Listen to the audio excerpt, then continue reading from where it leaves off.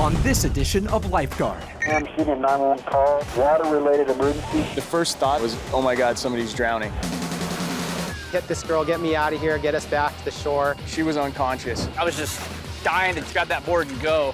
Get me on scene, fast. Plus, a death-defying fall from 100 feet up. He went straight into the turbulent air, and this glider started to shudder. He went straight up, and it went down and out of sight.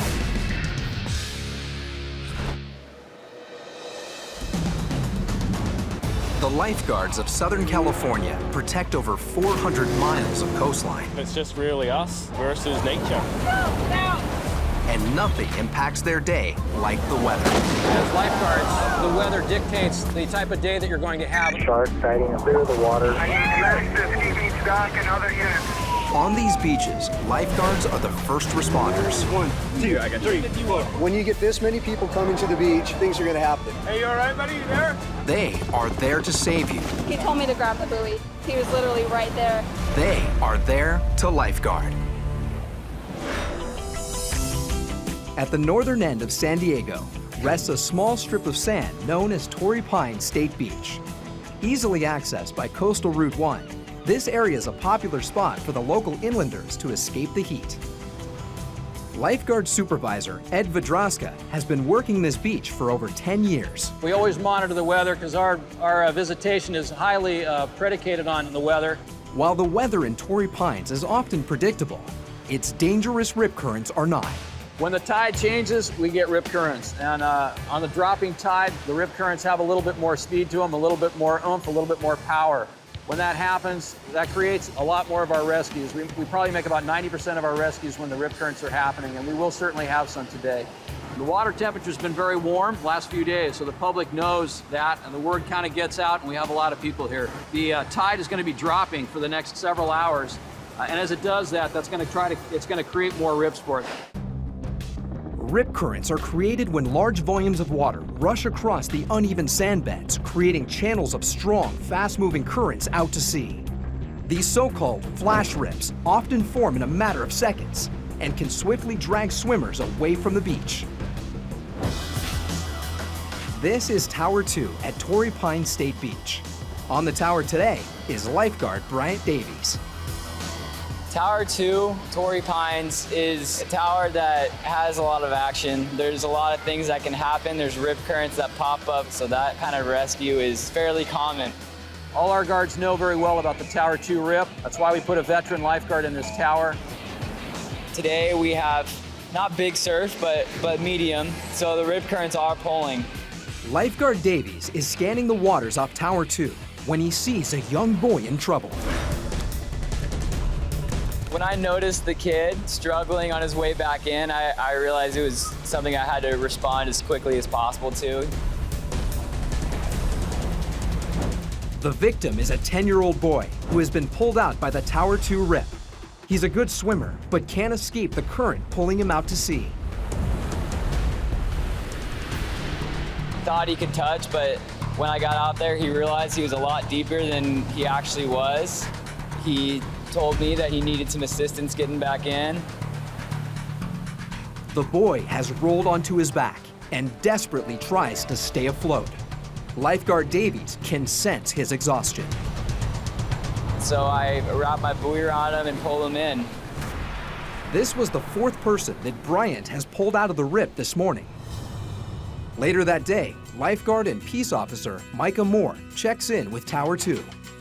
Have you been pretty busy down here? Yeah, it's been pretty crazy lately. Moore is a 4-year veteran of the state park lifeguard system. Of all the jobs I've had, this one, just helping people in the manner we do, is by far the most rewarding thing that I've done. Micah knows Tower 2 all too well. On March 20th, 2010, Moore and lifeguard Catherine Graham closed their tower at 6 p.m.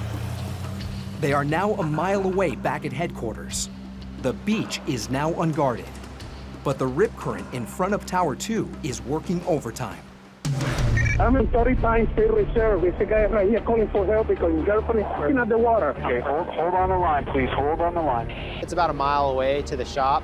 up at the top of the hill. Catherine was washing down the Jeep. I changed out of my reds and put on my clothes, and we hear a call come in. Lifeguard Dispatch 31 Sam, receiving a 911 call. Water-related emergency, Torrey Pines. I need my fins, there's a buoy in the car. Jumped in the car, changing out of my clothes, putting my red trunks back on. 2 young swimmers, Jessica and Troy Lee, have been sucked 50 yards offshore. This amateur video shows Jessica struggling in the current. There's a second person out there that no one can see. The other guy went under? Yes. Okay. The calls we were getting from our dispatch that were 911 relays were that there were 2 victims, a male and a female. A male had gone out after the female. I expected to see 2 people out in front of Tower 2. That's where they were reporting it. By the time we get down to the hill, we could see someone out in the water. The sun was in our eyes. There was a lot of glare. So we could just see 2 dark objects in the middle of the rip. It wasn't until we got closer that we noticed that one of those was not a body, it was actually a bodyboard. Catherine continues to scan the water for the second victim, while Micah grabs his fins and sprints after Jessica.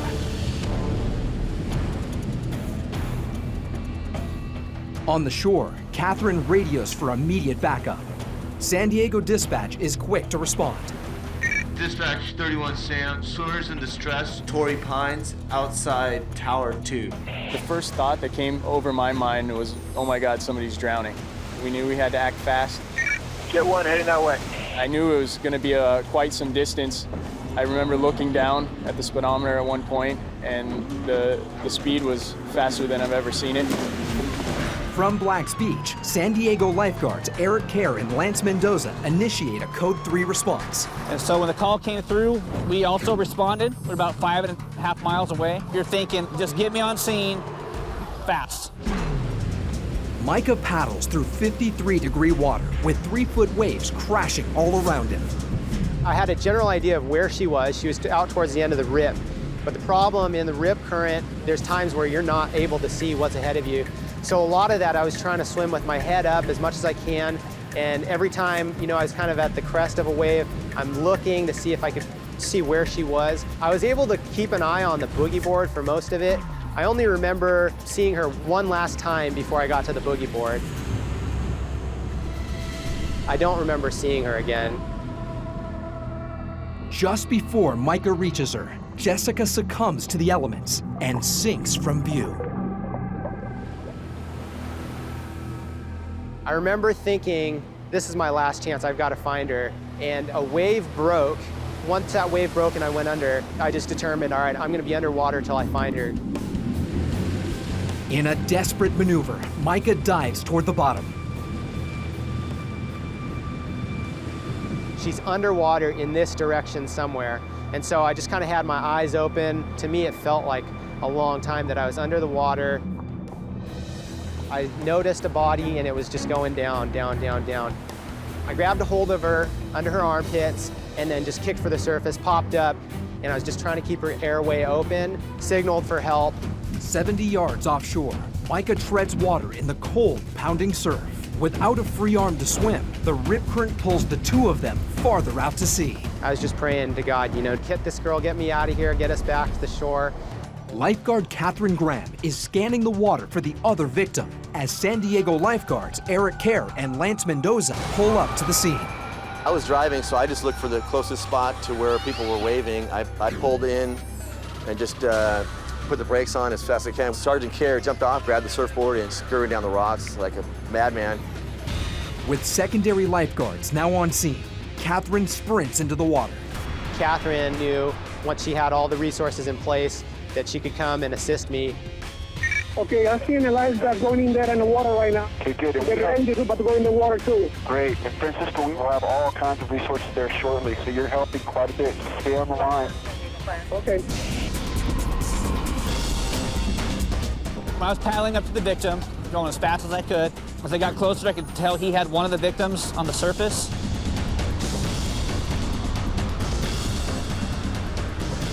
I knew that at some point Catherine was going to get to me, But as soon as Eric paddled up on that board, I just remember thinking, this is, okay, awesome, we got to get this girl on this board. I could tell that she was certainly unconscious, and I could see her airway was filled with vomit, seawater. Just gave her one strong ventilation, turned her on her side. All that air came back out and blew vomit, seawater out. The victim is barely alive. With time running out, Eric Kerr paddles her toward the shoreline. As I got about halfway to the beach, our jet ski, which was also responding, came on scene. She was unconscious. She was lifeless. We knew that we had seconds to get her breathing again, get her to onto the beach to give her a heartbeat again. I just told Captain, get her into shore as fast as you can. I'll stay out here and keep looking for this second person that I was told was out here. With the drowned girl now on the beach, medics go to work trying to resuscitate her. We got to the beach, and she was just a limp, unconscious person at the time. As medics prepare to transport Jessica Ung, lifeguards head back out in search of Troy Lee. We knew we had to get back in the water, that we needed to find him immediately. Micah Moore is still frantically searching the 53-degree water. Francisco, yeah, the last place that you saw the woman, I want you to etch that in your mind, and I want you to try to remember exactly the last place you saw her. You've already helped us save one person. Now we want to try to help her. Circom 1258. 1258, Circom. I'll be there in just a minute. I was off duty that day, and I was called in late in the afternoon. I got a call from my supervisor telling me that there was a drowning that had just occurred. I got into my Jeep and I came down the hill. It was a very complicated situation when I arrived on scene because we had about 5 or 6 different witnesses, each one with a different story. So when I arrived on scene, I became the incident commander. I found 5 or 6 different witnesses, and I immediately tried to interview those people to try to get as much information as I could. Lifeguard and peace officer Ed Vadroska determines the point last seen and initiates a full-scale sweep of the water. We started a full-fledged Codex emergency where we try to saturate the water with as many divers as we possibly can to try to find the other victim. As the search for Troy Lee continues, Jessica arrives at a local hospital. There she slips into a coma, and doctors do not expect her to survive the night. It's been over an hour since the 911 call, and still no sign of Troy Lee. The sun had set, and with the waves and currents and the lack of light, operationally there wasn't much more that could be done. Rescue operations have come to an end. The next morning, Vadroska leads the recovery efforts. We put 60 divers in the water. In the next 2 days, covered an expansive area here, all the way down to the bluff edge down there, probably 3/4 of a mile of ocean, and we were unable to locate his body. 3 days after that tragic night, lifeguards receive an update on Jessica's condition. Miraculously, she defied all odds and came out of her coma.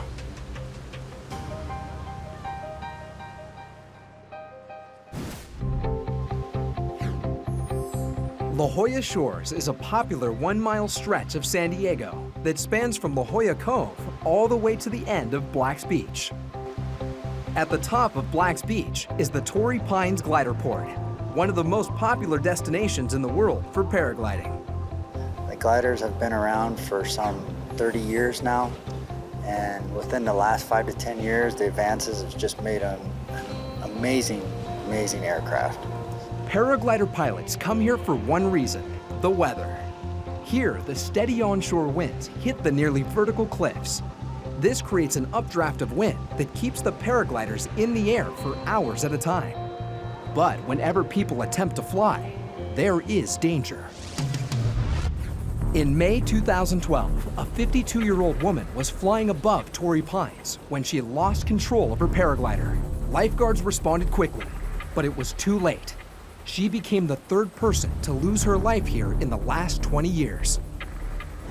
No stranger to this type of emergency, 13-year veteran Sergeant Mike Cranston is on patrol when he hears a similar call.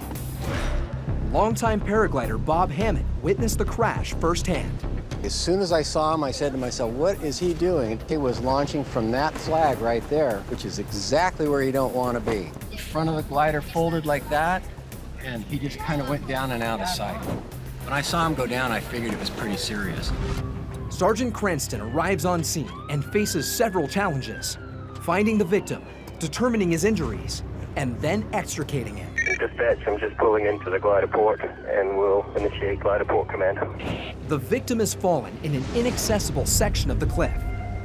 Ground and water units are deployed to see if they can spot his location. We can't do verbal communications as easy as we want because the wind is quite noisy this high up on the cliffs. So we actually launched the ski and we had the ski go down the beach to see if they could see anything. A visual on him now. He's behind that ridge. He's got a blue helmet. He may be stuck or injured. Although they found the victim, getting to him is no easy task. He's some distance away from our rescuer down there who can see him. So we're going to put one of our guys over the edge on rope to go down and make contact. Lifeguards begin rigging the main line while the rescuer loads an emergency trauma pack in case the paraglider needs immediate medical attention. Lifeguard Rob Eichelberger will be the rescuer lowered down the steep cliff's edge. The cliffs at Black's Beach are sandstone, and they're constantly crumbling. We've had a couple of landslides in the last couple of years, so it's always something that's in the back of your head as a rescuer going over. Lifeguard Eichelberger has descended over 200 feet. Lifeguards on the beach guide him to the victim. Be right below you. Dispatch update, rescuers at the victim. Confirmation, non-injury. He's stuck where he is, and he is unable to go any further. Because it's late in the day, we're very aware of the light that we're losing and the possibility that this could go into darkness. Paul slowly. He's got some vertical, so nice and slow. He's about 10 feet to the vertical.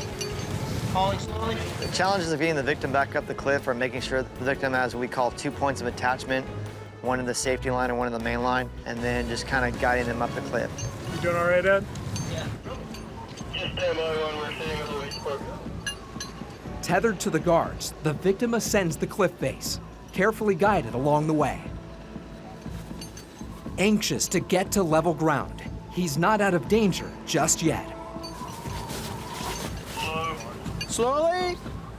Luckily, in this case, the person wasn't injured. An injury response on the side of a cliff is a lot more complicated. It involves a helicopter, us going over the edge with backboards and stretchers. We could tell he was walking, we just couldn't tell if there was any injuries we didn't know about. Stop. Release slowly. I don't want to say this was an easy cliff rescue because none of them are easy and they all have a high element of danger and risk. However, this one went about as straightforward as it could have gone. This is kind of what we train for. 4 feet. Patients up top. Yeah.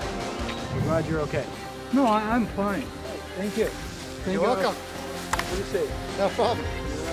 I fly a little bit, all of a sudden it starts spinning. And I said, okay, that's it. I lose all control. Lifeguard with the help whenever this happens. If they're not there, maybe I climb and just slip and fall. I don't know.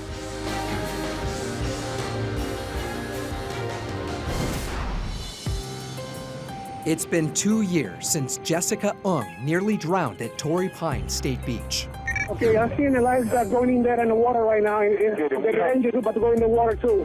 Today, she returns to Torrey Pines to meet with Ed Vadraska, the incident commander of that fateful rescue. Have you gone into the ocean since the event? I came a couple of times right after I got out of the hospital. Just kind of put my toes in the water. That's about it.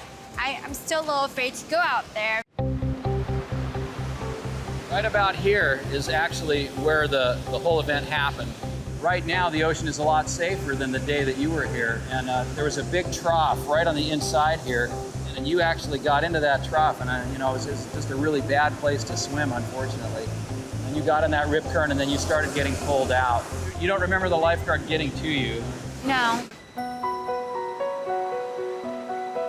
I remember it was a really warm day. It's really sunny, a really beautiful day. I went to the beach with my friend Troy. We had one boogie board. I had the first turn. I went out there. When the wave came, I was barely hanging on and it just ripped out of my hands. After struggling, I knew it was impossible for me to get the boogie board, so I just tried to stay up until someone could come get me. The lifeguards were gone for the day, but her friend Troy Lee recognized the danger. He saw that I was in trouble, so he was waving his arms, screaming for help. Witness statements report that Troy Lee entered the water in an effort to save Jessica, but was swiftly pulled out by the rip current. He never reached his friend. I couldn't get my whole head or my shoulders out of the water anymore. It was just my face. So the last thing I remember seeing was looking up to the sky, and that was all that I could see. I felt that I was going to die. Thanks to an incredible collaborative effort between California State Beach Lifeguards and San Diego Lifeguards, Jessica was pulled from the water and brought to shore. She spent 3 days in a coma and miraculously survived. The nurse and the doctor tell me then she maybe never come back from the coma. And that was terrible to see your daughter lay down there and almost shut me down. It was a bittersweet rescue. 18-year-old Troy Lee lost his life trying to save Jessica. Several days were spent searching for him, but his body was never recovered. I woke up in the hospital, and the first thing I thought about was him. I wanted him to know that I was okay. And I had no idea that he went in the water. I thought he was completely fine because the last thing I saw, he was on the shore. Jessica has no memory of her drowning. Lifeguard Ed Vidroska was able to arrange a private meeting so she could thank her rescuers. So grateful and thankful for Ed, Micah, and their whole entire crew. They're heroes.